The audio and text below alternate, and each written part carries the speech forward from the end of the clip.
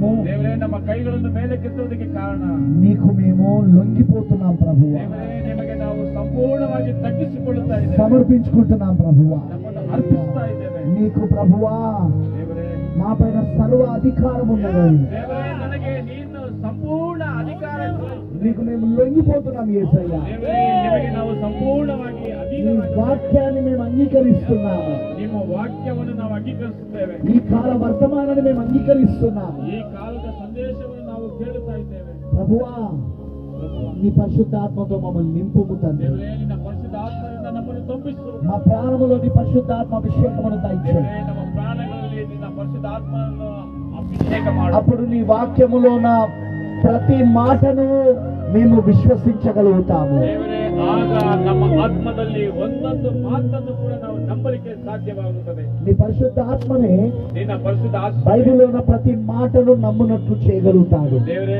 ಸತ್ಯವೇದಲ್ಲಿರ್ತಕ್ಕಂಥ ಒಂದೊಂದು ವಾಕ್ಯವನ್ನು ನಂಬುವಂತೆ ಮಾಡುತ್ತದೆ. అప్పుడు మేము దీని ప్రకారంగా జీవించగలుగుతాము. ಆಗ ಆ ಪ್ರಕಾರವಾಗಿ ಸತ್ಯವೇದ ಪ್ರಕಾರವಾಗಿ ಜೀವಿಸಲಿಕ್ಕೆ ಸಾಧ್ಯ. శక్తి చేతనో బలము చేతనో ఇది జరగదు గాని ದೇವರೇ ಶಕ್ತಿಯಿಂದಲೂ ಬಲದಿಂದಲೂ ಇದು ನಡೆಯುವುದಿಲ್ಲ. నా ఆత్మ చేత దీన్ని